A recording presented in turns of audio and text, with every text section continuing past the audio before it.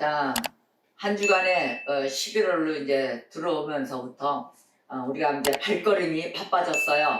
왜냐하면 이제 올해 2020년 이라는 부분에 있어 이제 마지막 마무리 단계잖아요. 이제 12월로 오면서. 그런데 제가 이렇게 해서 타이밍을 좀 보니까 시간의 그 속도, 시간의 흐름이 엄청 빠르다는 게 느껴집니다. 여러분 그러지 않습니까? 이 시간이 어머 언제 이렇게 갔지? 할 정도로 시간이 빠름을 느끼면서 매일매일의 속도가 나이의 만큼 더 빠르다는 걸 실감을 합니다.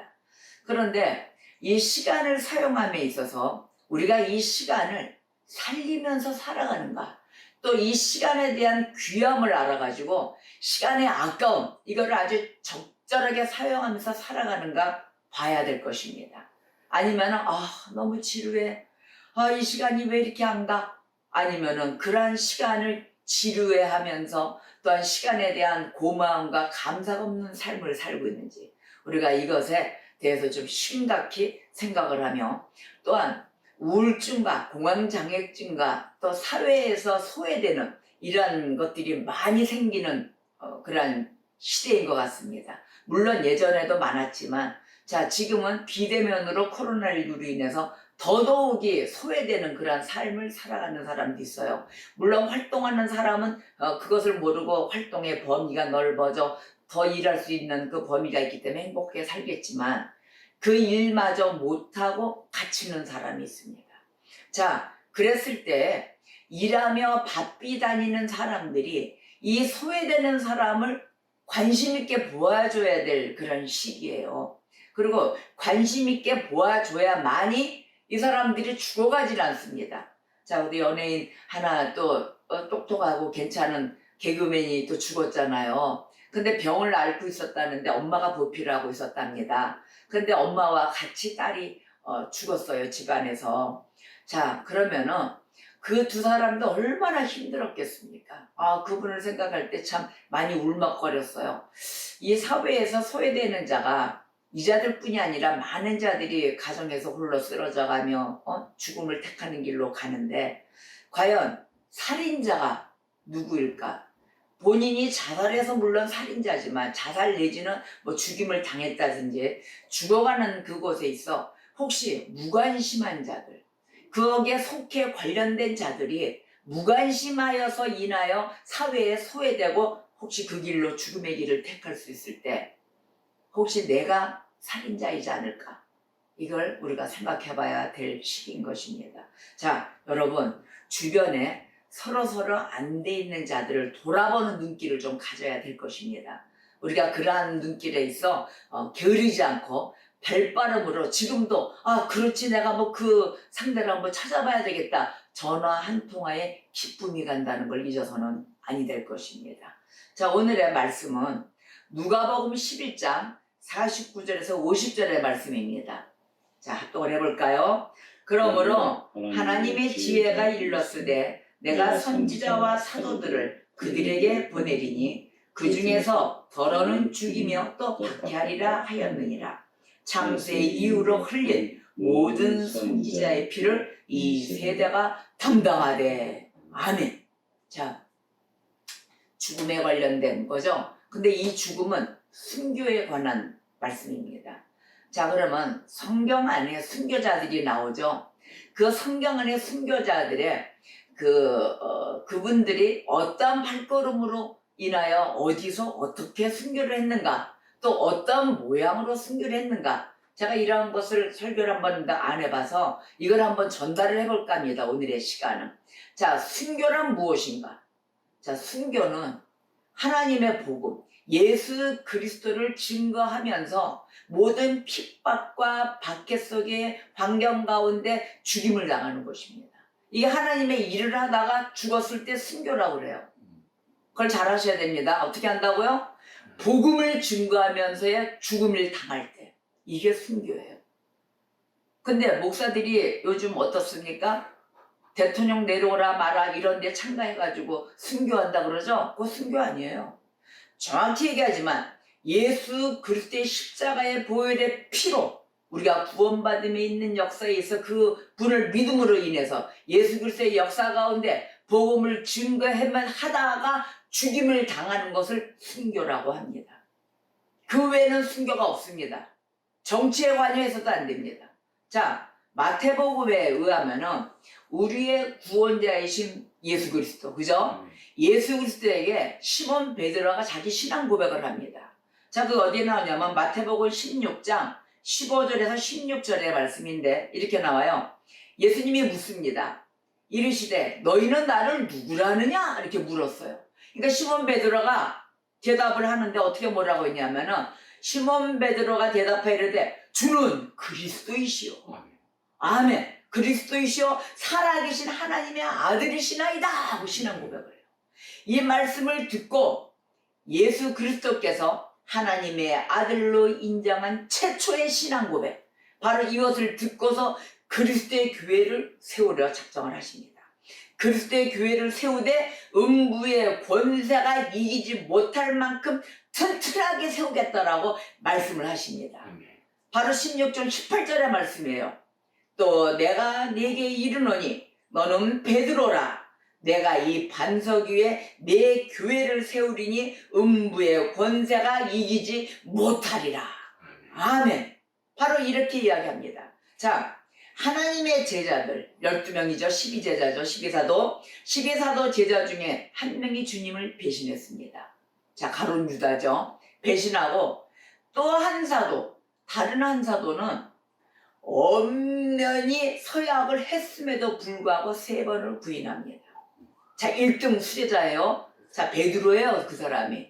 그리고 나머지 사도들은 모두 주님을 버렸지만 주님의 부활의 역사에 동참하여 이들의 마음이 새로운 방향으로 인도됩니다. 전부 다 주님 앞에 와서 믿는다고 사도들이고 수제자고 다 텃밭이 와서 믿는다고 했지만 다 자기 생각대로 믿었던 거예요. 아, 내가 생각했던 예수 그리스도, 자기의 판단에 의해서 세워진 예수 그리스도를 본 거죠. 예수님 기준으로 바라보지 않았기 때문에 극한상에 다 도망가고 아니면 부인하고 아니면 배신하고 이랬던 것입니다. 근데 이들이 하나님이 끝까지 사랑하시사 이들이 분명하게 주님을 만나는데 어디서 만나냐? 부활의 역사 앞에 다시 경각심을 일으키고 만난다는 것입니다. 그래서 이 마음들을 새로이 잡고 새로운 방향으로 인도됩니다. 성령에 이끌려. 그래서 성령께서 오셔서 이들의 마음에 새로운 확신을 부어넣어줍니다. 자, 우리의 믿음도 그렇죠. 확신이 생겼을 때 충만함이 더 일어나잖아요. 이러하듯이 성령의 충만함이 확신으로 인하여 주어져요. 그래서 제자들이 새로운 능력을 받아서 담대하게 주님의 이름을 선포하며 다니면서 복음 전파, 전도, 선교 여행 이렇게 시작이 되는 거예요. 바로 이러한 것에 이 일로 유대 지도자들, 그때 이제 바리새인들, 공회 의원들이 있을 거 아닙니까? 이 유대 지도자들이 혼란에 빠집니다. 기독교가 무너질 줄 알았죠. 예수 그리스도가 만왕의 왕이 아닌 가짜다, 가짜 왕이다, 이러고 다니면서 십자가에 달렸던 유대인들. 그 유대인들이 아니 이 제자들이 다 몰살할 줄 알았더니 다시 살아나면서 다시 증거하고 다니니까 혼란에 빠지고 이방인 개종자들이 깜짝 놀랍니다. 어떻게 죽으려고 했던 그런 제자들이 기독교도 다 말살될 줄 알았더니 니를 어떻게 살아나는 것이야? 해가지고 이들이 복음을 증거하면서 성경 속에 나오는 순교자들이 생기는 것입니다.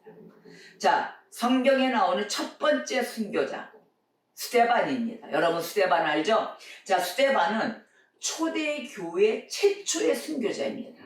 초대교회. 자, 그래서 이 스데반이란 이름의 의미는 면류관이에요. 생명의 면류관, 의의 면류관 우리 쓰죠? 바로 그 면류관이라는 의미를 갖고 있습니다. 우리 예수 그리스도, 우리 주님 다음에 죽임을 당한 인물이에요. 그 다음번으로, 두 번째로. 자, 그러면은 그리스도를 이 스데반이 어떻게 하고 다녔냐면은 그리스도를 배신하고 살해하고 한 자들 있잖아요. 그 자들 유대인들, 바리새인들, 바로 공회의 당원들, 이들에게 복음을 신실하게 전합니다. 전파한 결과 스데반은 죽음에 이르게 되지요. 끝까지 끝까지 전합니다. 자, 그런데 이 공회의원과 유대인들이 광분을 하면서 스데반을 잡아 끌어다가 성 밖으로 내 던지고 돌로 쳐서 죽입니다.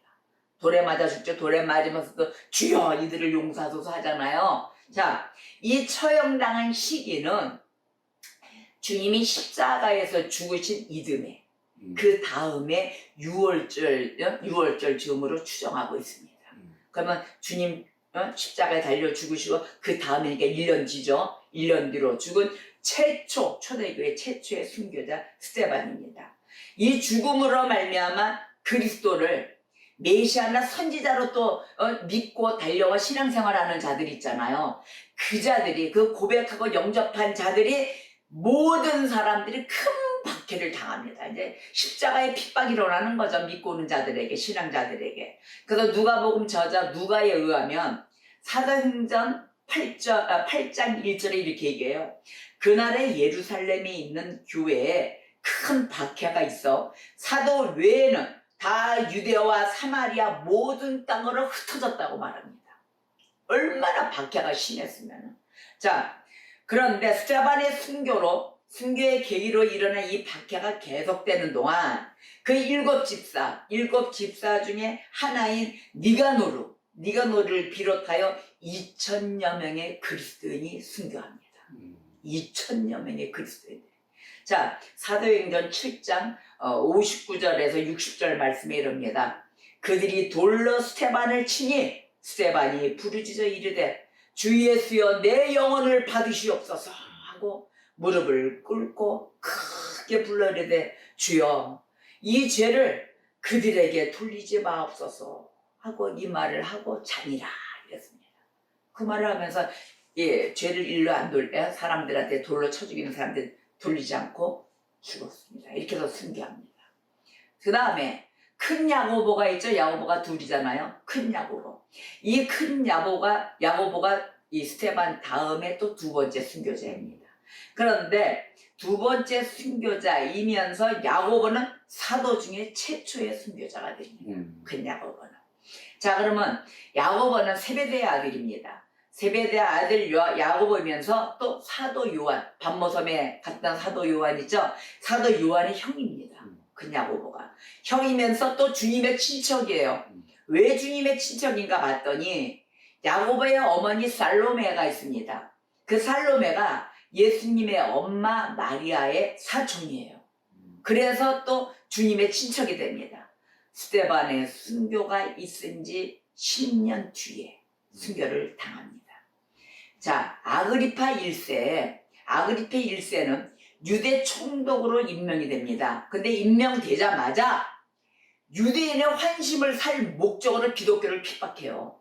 그래서 그리스도인을 심하게 박해하고 기독교 지도자들 있잖아요. 지도자들을 공격합니다. 공격하면서 효과적인 그러한 타격을 가하기로 결심을 했습니다. 결심을 한 아그리파 1세. 자, 이때 당시에 이야기가 있는데 초대교회 저술가였던 그 알렉산드리아의 클레멘스라고 있어요. 클레멘스 학자가. 클레멘스의 그 말에 의하면은 야고보를 이 당시 때 고소한 사람이 있습니다. 근데 기독교 핍박이 오니까 이 사람 예수 믿고 막 이렇습니다 하고 야고보를 고소한 자가 있을 거 아닙니까? 이 고소한 사람이 야고보가 처형장으로 끌려가는 동안 어떻게 했을까요? 끝까지 예수를 부인 안 하죠. 비범한 그 증거를 보이자 그 모습을 보고 고소한 자가 회개를 했답니다. 그 모습을 보고. 그래서 그 고소인이 야고보의 발 앞에 와 엎드려 용서를 구했답니다. 용서를 구하고 자기가 스스로 그리스도인이 됩니다. 저 예수를 믿겠습니다. 스스로 그리스도인이 되었다고 고백하고 야고보가 홀로 그 순교의 면류관을 받게 돼서는 안 된다 생각하고 자기도 야고보를 따르기로 결심을 합니다. 그래가지고 어떻게 했느냐? 두 사람이 동시에 목이 되어 순교합니다. 자기도 같이 죽겠습니다. 내가 고소한 저 야고보를 혼자 보낼 수 없습니다. 나도 그리스도인으로 자기도 그리스도를 영접하고 자기도 같이 죽겠습니다 하고 둘이 같이 여는 참수형 목베임으로 죽습니다. 그리고 이 사도로서의 최초의 순교자가 된 야고보, 이 야고보는 주님이 구원하신 자를 기쁘게 받습니다. 기쁘게 받으면 된 이 사건, 순교한 이 사건은 AD 44년에 일어난 사건이 됩니다. 큰 야고보는 그렇게 갔죠. 그 다음에 사도 빌립이 있죠. 사도 빌립. 빌립 집사가 아닙니다. 사도 빌립입니다. 이 빌립은 갈릴리 베세다에서 태어납니다. 갈릴리의 베세다에서 태어났고 처음으로 제자로 불린 인물입니다. 사도 빌립은. 자, 예수님의 제자가 되기 전에는 베드로와 또 안드레라고 있죠. 베드로와 안드레와 함께 세례 요한의 제자였습니다. 그래서 이 세례 요한의 제자였으면서 또한 안드레는 전도를 많이 했어요. 이게 보니까 전적을 보니까 나다니엘을 또 주님께로 인도했습니다. 인도한 전도자예요. 그래서 이 사람의 성격은 빌립은 이성적이에요. 이성적이고 계산이 빠른 반면에 소심한 성격입니다. 소심하고 소극적인 성품을 지닌 빌립. 자, 예수님의 부활을 친히 목격합니다. 이 빌립도 그렇게 믿지 않았어요. 도망가기 바빴고 무슨 일 나면 아이고 예수 부인이라고 이렇게 해서 숨은 그런 제자였는데 예수님의 부활을 친히 목격하고 오순절 다락방에서 성령을 받습니다. 자, 그리고 난 후에 어떻게 했을까요? 전도하러 가야죠. 성령 받으면 뜨거워요. 주님의 살아계심을 목격하고 부활하신 그 예수님 앞에 전도하러 갑니다. 어디로 갔냐? 북아시아에서 일합니다. 북아시아에서 부지런히 사역했고 그 프리기아의 헬리오폴리스에서 채찍에 맞고 감옥에 갇혔다가 AD 54년에 십자가형으로 순교합니다. 다음 마태 있죠? 마태. 자, 마태는 세리였습니다. 이 세리 마태는 나사렛에서 태어났어요. 자, 마태는 파르티아와 그 에디오피아에서 복음을 위해서 수고한 자입니다. 그래서 AD 60년에 에디오피아 나바다에서 전투용 도끼로 살해됩니다. 전투용 도끼 잔인하죠. 거기서 살해당하며 순교됩니다. 다음 작은 야고보. 작은 야고보는 예루살렘 교회의 초대 감독이었습니다. 그리고 야고보서의 저자입니다. 이 작은 야고보는 야고보서의 저자이며 94세의 나이에 유대인에게 매질을 당하고 돌에 맞으면 몽둥이로 머리를 맞습니다. 몽둥이로 머리를 맞아 뇌가 튀어나오는 그 지경에까지 이르러 죽임을 당합니다. 이렇게 해서 순교당합니다. 참 복음 전하는 장인들을 하죠. 복음 전하는 자들이 박해하면서 다 죽이기 시작을 한 게. 자, 마띠아 있죠? 마띠아는 누굴까요? 이 마띠아라는 뜻은 여호와의 선물이라는 뜻입니다. 마띠아는 가룟 유다를 대신하여 뽑힌 사도예요. 가룟 유다가 예수님을 배신하고 결국은 빠지면서 마띠아는 제비를 뽑아서 사도로 선택된 인물입니다. 그래서 성경에 보면은 마띠아의 행적에 대해서 나오질 않습니다. 성경에 언급된 게 없어요. 그래서 이 사람은 유대에서 전도하다가 돌에 맞아 순교한 곳으로 전해집니다. 돌에 맞아서. 다음에 안드레가 있습니다. 안드레는 베드로의 형제였어요. 이 안드레가 베드로를 주님 앞으로 전도합니다. 베드로의 형제인데 그 예수께를 이끌고 그리스도의 그 오병이어 사건 있잖아요. 오병이어. 자, 두 마리의 떡 2덩이하고 고기 5마리. 거기에 있는 그 가진 소년을 발견하는 사건이 있죠. 그 사건을 안드레가 이 소년을 발견합니다. 근데 예수님 앞으로 데리고 오죠. 그러니까 이 안드레도 참 바쁜 전도자예요. 보니까 베드로 전도했지, 오병이어 사건을 갖고 있는 물고기가 갖고 있는 소년을 또 예수님 앞으로 가 오병이어 기적의 사건을 일으키게 되죠. 그러니까 눈이 빠르게 바삐 움직였죠. 자, 이 안드레는 수구디아라는 지방에 가서 전도했고 아가야에서 X자형 십자형 있죠. X자형. 그 십자가형을 당합니다. 십자가 까꾸로 이렇게 해서 정되는 것도 아니고 X자로 이렇게 박힙니다. 그래서 X자형 십자가에 달려 처형되었는데 바로 그것이 오늘날 그 X자형 십자가를 뭐라고 부르냐면은 성 안드레 십자가 이렇게 부릅니다. 그 X자형 십자가를. 자, 다음에 마가 있죠. 마가 선지자. 자, 사도 마가는 유대인은 레이족속인 부모에게서 태어났습니다. 태어났는데 베드로에 의해서 기독교로 개종된 자로 나와 있습니다. 거기서 추정되는데 이 마가는 베드로에 있어서 비서, 우리 얘기하면 이제 나의 수석 비서죠. 비서로 섬겼답니다. 베드로를. 그래서 베드로의 비서로 섬겼던 마가는 이 베드로 감독 아래서, 베드로가 지켜본 그 아래서 마가복음을 헬라어로 기록합니다. 마가의 능력은 헬라어로 기록을 하고, 마가는 무자비한 그 알렉산드리아 사람들의 손에 붙잡힙니다. 복음을 증거하다가. 그래서 손에 붙잡혀 그들의 우상인 쉐라피스가 있습니다. 쉐라피스를 숭배하는 그 연례 축제 때 바로 질질 끌려다니며 갈기 찢겨서 생을 마감합니다. 이렇게 순교를 합니다. 자, 베드로는 어떻게 볼까요? 다 알죠, 베드로는. 자, 베드로는 특별히 축복받은 사도인데, 베드로는 사형 선고를 받고 십자가에서 처형됩니다. 이때 헤게시푸스에 따르면 네로는 베드로를 죽일 빌미를 열심히 찾았다고 합니다. 어떻게 하면 베드로를 원인을 잡아서 범인도 무슨 범죄가 있어야 될 거 아닙니까? 그렇게 아주 잡아 죽이려고 네로가 빌미를 찾아다녔답니다.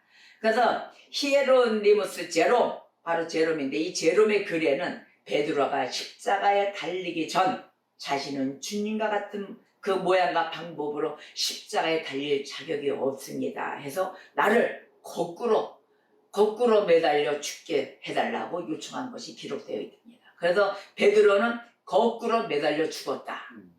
아직은 다 아는 사실이죠. 자, 바울을 볼까요? 사도 바울은 회심 이전에 사울이라고 불렀잖아요. 자, 불렀던 이 사도 바울은 그리스도의 복음을 전하다가 고생은 이루 말할 수 없이 했죠. 수고를 다한 뒤에 요즘 네로예요. 네로 치하에서 일어난 첫 번째 박해 때 사형을 당합니다. 처형을 당하는데, 네로의 그 병사, 네로는 자기의 병사 두 사람을 보내요. 죽음을 선포하기 위해서. 누구냐면은 이름은 페라가 한 분, 또 한 사람은 파르데미우스 두 사람을 바울에게 보냅니다. 그래서 바울에게 죽음을 통보합니다. 근데 이 두 사람이 바울을 봤을 때 바울이 사람들을 예수의 복음을 막 가르치고 있는 걸 본 거예요. 그래서 그 가르치고 있을 때 바울에게 옵니다. 이 두 사람이. 로마의 병사, 네로의 부하인데 다 바울에게 와서 이 사람들이 얘기해요. 저들도 예수 만나게 해주십시오 라고 얘기합니다. 그러면서 예수를 믿을 수 있도록 기도해 주십시오 하고 부탁을 합니다. 자기는 죽음을 통보하러 왔지만 예수를 믿고 싶은 거예요. 그러자 바울은 이들에게 뭐라고 얘기했냐면, 자, 믿음이 들어간 직후에 병사여, 믿음이 들어간 직후에 주님의 무덤에서 세례를 받으세요 라고 얘기합니다. 그 후 병사들이 와 바울을 데리고 도시 밖에 있는 처형장으로 데리고 갑니다. 바울은 기도한 뒤에 그때 참수형으로 승부하게 됩니다. 참수형을 당했습니다. 자, 유다의 저자, 유다서의 저자입니다. 유다는 다데오라는 이름을 또 갖고 있죠. 다데오. 사도 야고보의 형제입니다. 유다는. 자, 야고보와 함께 예루살렘 교회의 지도자였습니다. 이는 AD 72년 에데사에서 십자가형으로 순교합니다. 다음 바돌로메. 자, 바돌로메는 누구죠? 나다니엘로 부르잖아요. 나다니엘이 바돌로메로 부르잖아요. 그러나 이 바돌로메 행적은 그렇게 알려지지 않아 있습니다.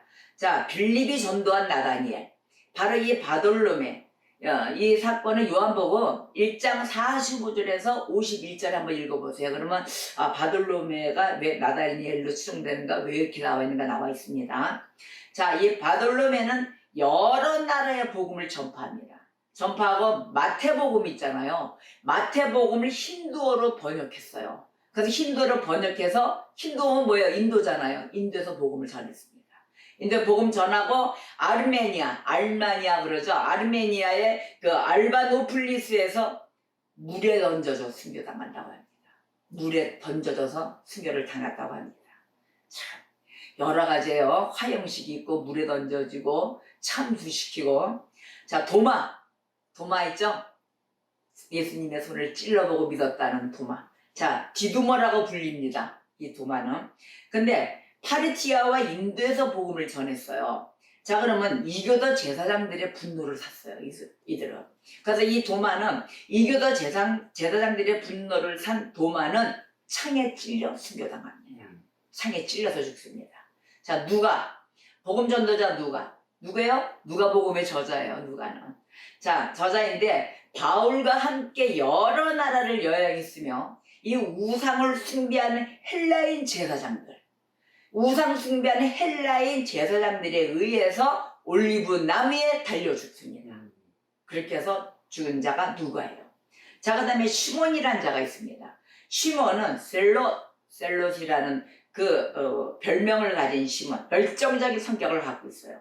바로 아프리카와 모리타니와 저 멀리 영국까지 가서 복음을 전파합니다. 복음을 전파하고 AD 74년에 영국에서 십자가형을 당합니다. 자, 그 다음에 마지막에 좀 궁금한 자 요한 있죠? 요한. 자, 사도 요한. 요한은 예수님의 사랑하는 제자입니다. 바로 이 요한은 사도 야고보의 형제죠. 야고보의 형제라고 그랬죠. 자, 서머나, 버가모, 사데, 빌라델피아, 라오디게아, 두아디라 여기 등에 있던 이 교회는 모두 요한이 설립한 교회입니다. 그 어디죠? 요한계시록에 나오죠? 자, 요한은 에베소에서 로마로 강제 송환됩니다. 강제 송환되어서 기름이 끓는 가마에 던져지잖아요. 근데 던져지는데 거기서도 튕겨져 나와 아무것도 흔적이 없이 기적적으로 빠져나오게 됩니다. 바로 그분이 바로 사도 요한인데 이게 있을 법한 일입니까? 기름덩이에 던졌는데 튕겨져 나오는 그런 사건. 그렇다고 지금 기름불에 던지지 마세요. 풍덩 빠집니다. 튀김됩니다. 튀김. 자, 그 후에 도미티아니스 황제. 그 황제는 요한을 그때 반모섬으로 유배시킵니다. 그때 반모섬으로 가게 돼요. 근데 요한은 거기에서 뭘 남겼어요? 요한계시록을 남기게 되는 사건이 되는 것이에요. 요한계시록을 남기고 그 후에 도미티아니스의 그 후계자가 된 네르바가 요한을 다시 송환합니다. 그리하여 요한은 참혹한 죽음, 목이 잘리고 아니면 물에 던져지고 돌에 맞아 죽고 이러한 것이 없는 유일한 사도가 됩니다. 아주 몸이 깨끗했죠. 이번에 에베소에서 사망합니다. 요한은. 그래서 요한 하나만 정상적인 몸으로 순교합니다. 자, 근데 바나바 궁금하죠? 바나바. 바울과 다녔던 바나바. 그 바나바는 키프로스에서 태어난 유대인 혈통이에요. 근데 이분은 AD 75년에 죽은 것으로 추정된다고 나와요. 자, 이렇게 성경에 나오는 전도자들. 바로 이러한 자들의 죽음이 이랬습니다. 뭐에서 죽었어요? 끝까지 예수 그리스도를 전도하며 전파시키며 복음에 대해서는 온몸에 불사르는 열정적인 힘을 갖고 다녔다는 것이에요. 자, 이 계속되는 박해와 끔찍한 형벌이 있었습니다. 있는데도 교회는 어떻게 됐어요? 교회는 사도들의 가르침에 의해서 깊이 뿌리받고 또 이 피 흘려만 간 집사들, 성도들의 피를 충분히 공급받아 지금까지도 계속 성장해 오는 것입니다. 이런 피 속에 진짜 그리스도에 믿는 그 믿음의 피로 인하여 세워진 교회예요. 순교는 이러한 곳에 이루어지는 것이 순교인 것입니다. 여러분, 순교에 대해서 아셨습니까? 바로 이러한 순교자들로 인하여 뼈대가 굵어져 기초공사가 되어서 세워진 피값으로 인하여 세워진 교회에 두 번 다시는 예수 그리스도 앞에 먹칠해서는 안 되고 앞으로 이 순교자들의 정신을 받아 우리도 끝까지 복음을 전해야 될 것입니다. 예수 그리스도의 복음을 들고 이 세대에도 올바르게 순교의 정신으로 나아가는 자세, 우리 찬양하잖아요.